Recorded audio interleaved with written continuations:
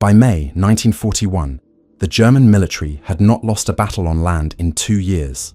Poland, Norway, France, the Low Countries, Yugoslavia, Greece, all had fallen to the Wehrmacht in campaigns that lasted weeks, sometimes days. German paratroopers had distinguished themselves across every operation. They'd seized Norwegian airfields in hours. They'd taken the Belgian fortress of Eben-Emael, considered impregnable, in a single morning using 11 gliders. In Holland, they'd captured key bridges by dropping directly onto them. General Kurt Student, the father of German airborne forces, had watched his Fallschirmjäger, his paratroopers, perform one miracle after another. He was convinced they had done it again, that they'd seized the initiative before the enemy could react, that Crete would fall in days. He was wrong. And in the first 12 hours of Operation Mercury, the Germans paid for that assumption in a way they hadn't paid for anything since the war began. Students' plan for Crete was built on a formula that had worked everywhere else. Drop paratroopers fast, seize airfields before the enemy can organize, fly in reinforcements and mountain troops, overwhelm the garrison. The island had 3 airfields along its northern coast, at Maleme, Rethymno, and Heraklion. Take those fields and the island was effectively yours. German intelligence told Student he had roughly 5,000 defenders to deal with. Maybe a few thousand more Greeks, poorly equipped, demoralized from their evacuation off the Greek mainland weeks earlier. Short of radios, short of heavy weapons, short of ammunition. The Germans had 22,000 men for the assault. Paratroopers, glider troops, and mountain infantry to follow by air once the fields were taken. The numerical advantage looked comfortable. The timeline seemed manageable. Students' planners expected the airfields to be in German hands within hours. What the German intelligence did not know, could not have known, because no spy told them, was that the British had read their communications. The Enigma cipher that the Germans trusted completely had been broken, and the Allied commanders on Crete were reading German operational orders almost as fast as the German commanders were issuing them. General Bernard Freyberg, the New Zealander commanding the island's garrison, knew the exact date, the exact drop zones, the exact sequence of the attack. He knew it was coming. He knew where. He told his men. The German paratroopers didn't know any of this as they climbed into their Junkers Ju-52 transport planes and lifted off from the airfields of mainland Greece. They flew low, south toward the island, into what they expected would be the usual swift chaos of a shocked and disorganized defense. The guns were already pointing at them. There is one detail about how German paratroopers fought that makes what happened on Crete make sense. Other nations' paratroopers jumped out of their aircraft with their rifles strapped to their bodies. The weapons came down with the man. German doctrine did not work that way. Because of the way their parachute harness was designed, a single riser attached at the back, which meant the jumper had no control over direction or speed. German paratroopers had to dive headfirst out of the aircraft door at very low altitude and land on all fours to avoid injury. There was no room to carry a rifle strapped to your body in this position. Rifles, machine guns, mortars, and most combat equipment went into separate containers, dropped by the aircraft at the same time as the men. When you hit the ground in Crete in the first seconds of the invasion, you had a pistol, a dagger, and a gravity knife designed to cut parachute lines. Your weapons container was somewhere else, could be 50 meters away, could be 200 meters, could be on the far side of a New Zealand infantry position with 12 men in it, all of them looking right at you. You had to get to that container, or you had nothing. This was the gap, a few seconds to a few minutes between landing and becoming a fully armed soldier, that the defenders of Crete exploited with lethal efficiency. New Zealand riflemen were waiting on the ground when the Ju-52s came in low. They could see the paratroopers through the aircraft doors. They could watch men fall and track where they were going. Then they could move. Sergeant A.L. Ritchie of the Royal Marines described it afterward. He said the men in the planes were sitting ducks, that you could watch the shot breaking up the aircraft and bodies falling out like potato sacks. He wasn't writing for effect. That was what it looked like from the ground. At 8 in the morning on May 20th, 1941, the Germans fell on Malem. The Junkers transports came in low over the water, slower than any aircraft that had any business flying at that altitude. Each plane carried 13 men. The paratroopers shuffled to the door, and when the green light came on, they dove headfirst into the open air above a defended island. The jump itself took about 20 seconds from door to ground at the low altitudes the doctrine required. You could not steer. You could not speed up or slow down. You drifted, slowly, visibly, in broad Mediterranean morning light, down toward whatever was waiting. If there were rifles below, you heard them before you hit the ground. If there were machine guns, you felt them.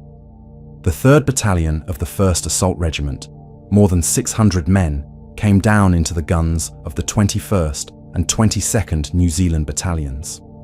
In one single company of that battalion, 112 men were killed out of 126. By the end of the first day, 400 of the battalion's 600 men were dead or wounded. That is not a bad day. That is an annihilation. German gliders carrying the assault teams came in on the slopes and beaches around the airfield. Many were hit by mortar fire while still in the air or in the seconds after landing. Troops still strapped into seats, still trying to get their doors open, were cut down by rifle fire from men who had known exactly where the gliders were going to come down. One New Zealand captain described it afterwards. Paratroopers appeared through the olive trees right on top of their position, and he said it was like duck shooting. He had a submachine gun. The Fallschirmjäger, descending through the branches, had their pistols and their daggers. In the afternoon of May 20th, the second wave arrived. More transports, more drops. This time at Rethymno and at Heraklion, farther east along the coast. The pilots and crews who had survived the morning attack had refueled, turned around, and flown back. Some had been fighting dust storms and mechanical failures all day. They came in exhausted, with soldiers who'd watched the first wave depart and not come back and drop them over 2 more airfields where defenders were equally alert and equally waiting. At Heraklion, the transports came in at 5:30 in the afternoon and flew directly along the coast, low and slow, past 2 peaks the defenders called the Charlies. The Australian infantry on those peaks could fire directly into the aircraft doors. They did. The drops went on over a 12-mile area, scattered, delayed, the chaos of a schedule that had slipped throughout the day. Many paratroopers came down far from their objectives. Many landed in the town of Heraklion itself, among a civilian population that did not welcome them. The attack on Heraklion failed on May 20th. It failed again on May 21st. The German paratroopers there would hold a defensive perimeter for 10 more days without capturing the airfield they'd been sent to take. At every drop zone across the island, the same pattern. Men descending into fire, weapons on the ground somewhere. The critical gap between landing and arming yourself. The Cretan civilians didn't wait for anyone's permission to join the fight. Every account from the German side describes the same shock. Not just the soldiers, but everyone. Women, old men, children, priests. One elderly man in the olive groves around Malem killed a German paratrooper with his walking cane before the soldier could disentangle himself from his parachute lines. He beat him to death before the man could stand up.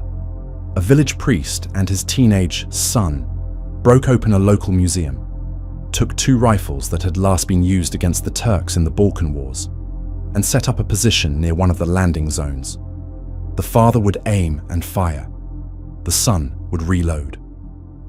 Then they traded and did it again. Axes, scythes, kitchen knives, tools pulled from barns. The Cretan population came down onto German paratroopers in an attack that nobody in the German planning sessions had considered possible because nobody had expected the civilian population to fight. The weapons the Cretans used were sometimes ancient.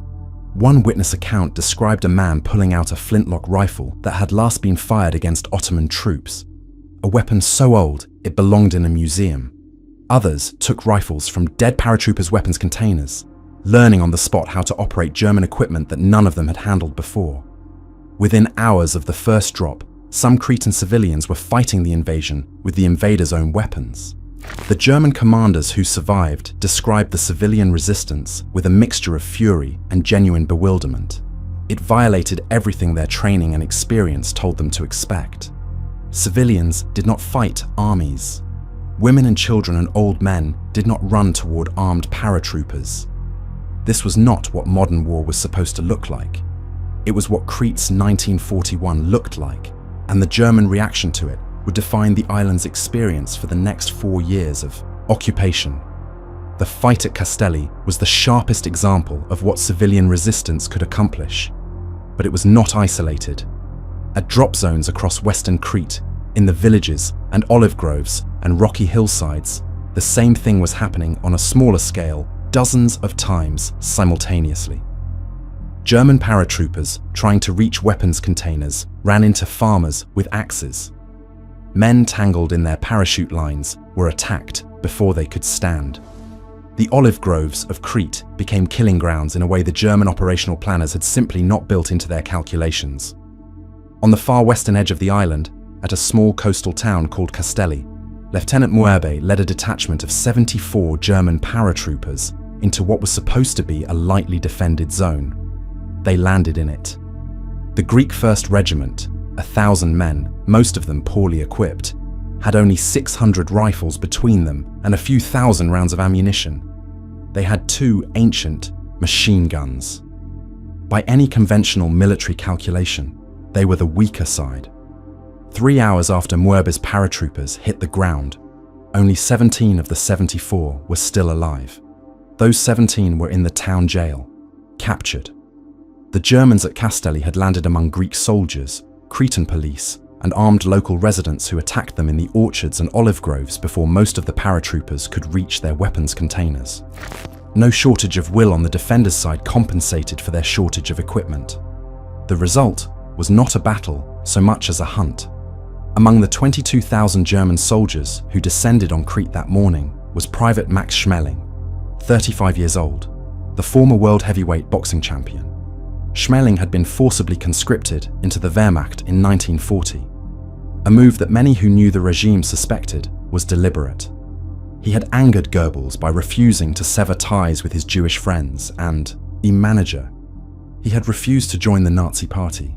The assignment to the paratroopers, some believed, was the regime's way of hoping he would be conveniently killed, creating a useful martyr without the inconvenience of having to arrest him publicly. He jumped into Crete, already sick with dysentery. He was struck by mortar shrapnel on the first day, wounded in the right knee. He spent 2 days at the front before being evacuated to Athens for treatment. Later, Goebbels' propaganda ministry ordered Schmeling to speak to American reporters and describe British atrocities against German prisoners on Crete. Schmeling refused. When the reporters asked him what he thought of the battle, he said he had always considered America his second home. Goebbels was so furious that he ordered Schmeling's name never to be printed again in any German publication for the duration of the war. Schmeling survived. He went home, eventually ran a Coca-Cola bottling plant, became wealthy. He paid for Joe Louis' funeral in 1981. He lived to be 99 years old. Most of the men he jumped with did not come close. By the evening of May 20th, the Germans had failed to capture any of their objectives. Not one airfield was in German hands. Student, commanding from Athens, faced the prospect of withdrawing in humiliation or finding some fragment of ground to reinforce. At Malem, the largest airfield in the northwestern part of the island, something had happened that the German intelligence didn't fully understand yet. Hill 107, a low ridge that dominated the airfield completely, had been held all day by the 22nd New Zealand Battalion under Lieutenant Colonel Leslie Andrew. It was a brutal day. Andrew's men had been under Stuka dive bomber attacks throughout. His communication lines were cut. He'd sent up flares to signal his headquarters that he needed reinforcement. The request was relayed to Brigadier Hargest, who commanded the 5th New Zealand Brigade. Hargis declined to send help, mistakenly believing the 23rd Battalion was already engaged when it was not. Andrew tried a counterattack with 2 Matilda tanks and an infantry platoon. One tank's turret jammed, the other drove itself onto a boulder in the riverbed, and the crew abandoned it. The counterattack collapsed. Unable to reach his 2 forward companies by radio, not knowing whether they'd been overrun, facing another day of Stuka attacks without reinforcement, Andrew decided to pull back off the hill in darkness and link up with the battalions to the east. He asked Hargis for permission. Hargis replied, famously, "If you must, you must," and approved the withdrawal. The 2 forward companies Andrew couldn't reach were not overrun. They were fighting effectively, inflicting far more casualties on the Germans than they were taking. They didn't learn the battalion had withdrawn until they found themselves alone at dawn. When the Germans sent reconnaissance probes toward Hill 107 on the morning of May 21st, they found it empty. They pushed forward carefully, expecting ambush. Nothing came. They reached the airfield itself, still empty. They put out recognition panels and flares, and then the Junkers transport planes started coming in. The German plan was not purely airborne. Alongside the paratroop drops, the Kriegsmarine was tasked with delivering reinforcements and heavy equipment by sea. 2 convoys, carrying mountain troops, anti-aircraft guns, ammunition, and eventually even tanks, were supposed to make the short crossing from Greece to Crete and land at ports the paratroopers would have secured by then. The Royal Navy had different ideas. Admiral Andrew Cunningham's fleet was operating from Alexandria and Suda Bay on Crete's northern coast. British cruisers and destroyers intercepted the first convoy on the night of May 21st and 22nd north of Crete. The small Greek caiques and motor sailing vessels carrying the German mountain troops had no naval escort capable of fighting off cruisers. British guns sank most of the first convoy's ships in a night action that cost the Germans hundreds of men drowned in the dark water. A second convoy turned back without reaching the island. The Kriegsmarine's contribution to Operation Mercury was effectively neutralized in a single night. The paratroopers who jumped onto Crete would have to hold on without the heavy weapons those ships carried, at least until the airfield at Maleme was secure enough to fly them in.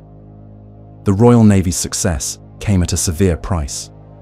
The Luftwaffe had complete air superiority over the waters around Crete during daylight. Ships that operated within range of German aircraft were attacked continuously, and they had almost no fighter cover. By the time the evacuation was complete, the Royal Navy had lost 3 cruisers and 6 destroyers sunk, 1 aircraft carrier, 3 battleships, 6 cruisers, and 7 destroyers damaged. More than 1,800 sailors and soldiers died in those attacks. Cunningham reported that he had literally no ships at 100% readiness by late May and was forced to withdraw to Alexandria. His famous reply to the suggestion that the Navy stop trying: "It takes 3 years to build a ship and 300 years to build a tradition." The Navy went back in for the evacuation anyway. In Athens, on the evening of May 20th, Kurt Student was looking at numbers that showed his operation had failed. The airfields, none of them taken. The paratroopers at Rethymno and Heraklion contained and unable to advance. At Maleme, a tentative and partial foothold along the Tavrounitis riverbed, with New Zealanders still in control of Hill 107. The sea convoy sunk before it arrived.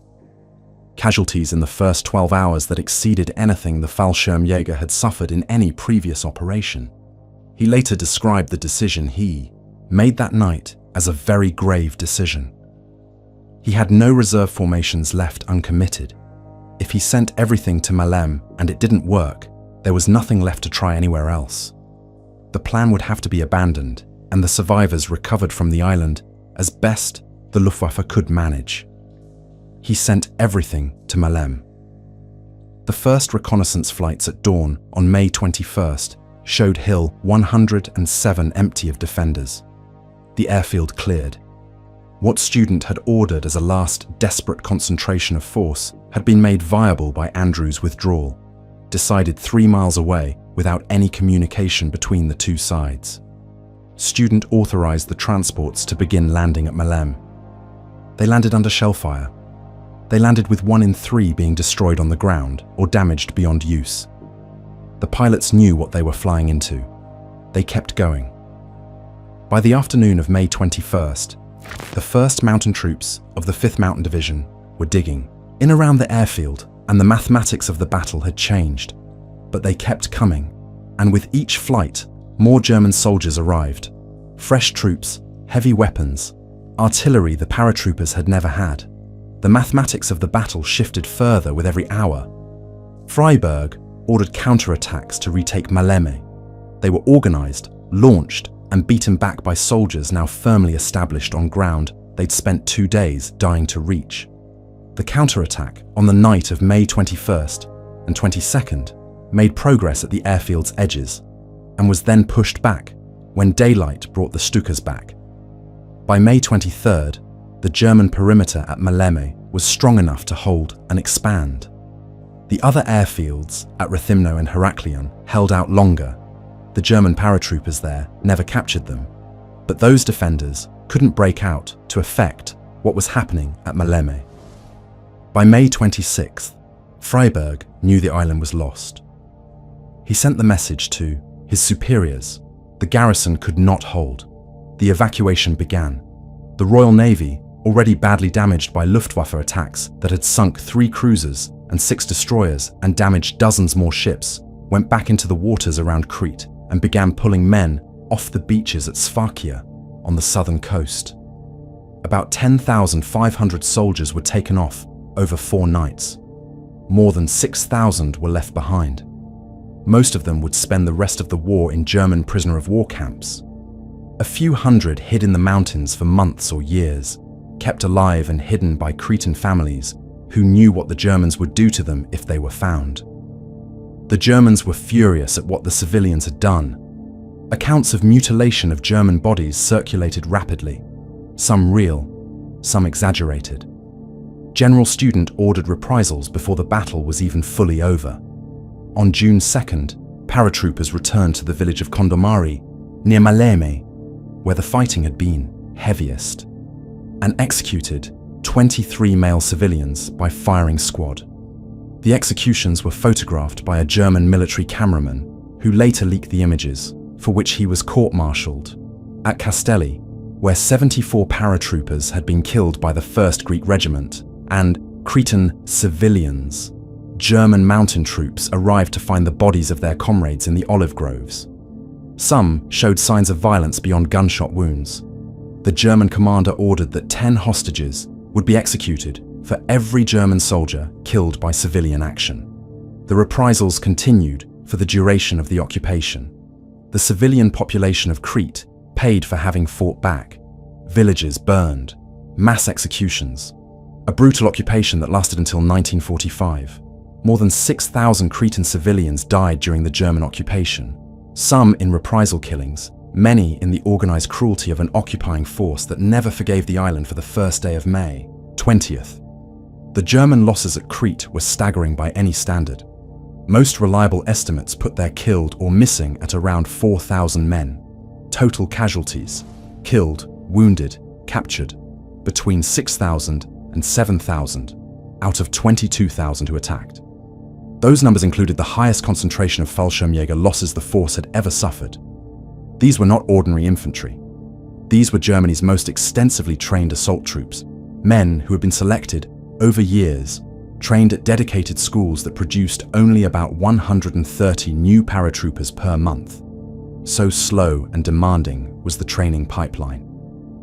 By May 1941, after 5 years of the program, Germany had trained roughly 8,000 Fallschirmjäger in total. Crete killed or disabled a substantial fraction of them in 11 days. Think about what that means for an army. You spend years building something. You select the best. You train them at enormous expense. You develop doctrine and equipment specifically for them. You commit them to their first major independent operation. And in less than 2 weeks, a third of everything you built is gone, and the casualties fell disproportionately on the officers and senior sergeants. The most experienced men, the ones who were first out the aircraft doors, the ones most exposed in the critical seconds after landing. The transport arm was shattered as well. Juncker's Ju-52 aircraft had been the workhorses of every German airborne operation since the beginning of the war. More than 150 of them were destroyed at Crete. Experienced crews with them. The logistics of the entire German airborne program. The training flights, the supply missions, the ability to move men quickly by air were degraded for months by what Crete cost. And perhaps most significantly, the Fallschirmjäger commanders who survived understood something the high command in Berlin was slower to accept. The island had known they were coming. The positions were wrong. The intelligence was wrong about garrison strength by a factor of nearly 10. The men who had expected to drop onto a confused and outnumbered defense had instead dropped into prepared positions held by soldiers who were waiting specifically for them. That did not happen by accident. It happened because the Enigma cipher, the one the Germans trusted completely, had been read. The Germans would not discover this for years. General Student's reflection on what Crete cost became one of the most quoted assessments of the entire campaign. He said, later, that Crete was the grave of the German parachutist, not a tactical setback, not a costly victory, a grave. Hitler drew his own conclusion faster. On July 17, 1941, barely 6 weeks after the battle ended, he issued a directive. Paratroopers, he said, were a weapon of surprise, and surprise could only work once. The day of the parachutist was over. Germany's airborne forces would continue to exist, but would be used as conventional ground infantry for the rest of the war. They would fight, and fight well, in Italy, in the Soviet Union, in Normandy, in the Ardennes, but always on the ground. Always without parachutes. Always in roles their designers never intended. The Allies drew the opposite lesson. Britain began building its own airborne divisions. The United States expanded its paratroop program dramatically. Both studied what had gone wrong for Germany and designed around the German mistakes, including the weapons container problem. Allied paratroopers jumped with their rifles. Every man came down armed.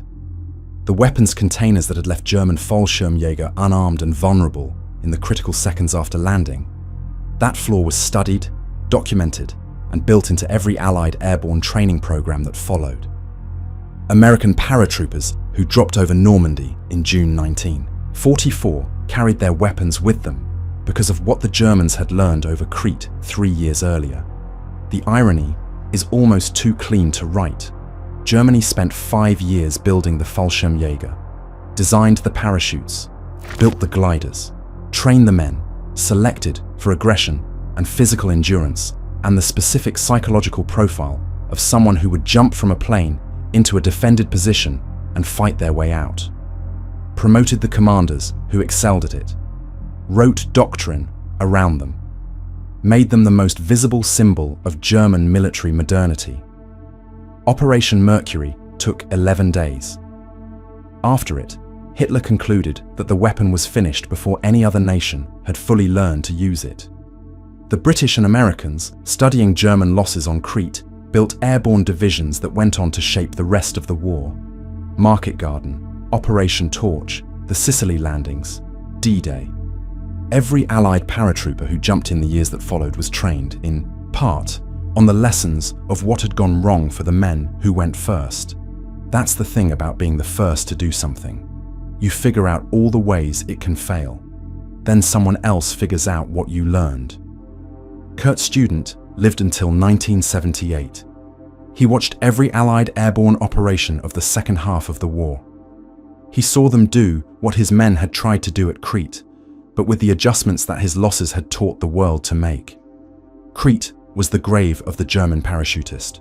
It was also the school where everyone else learned to jump.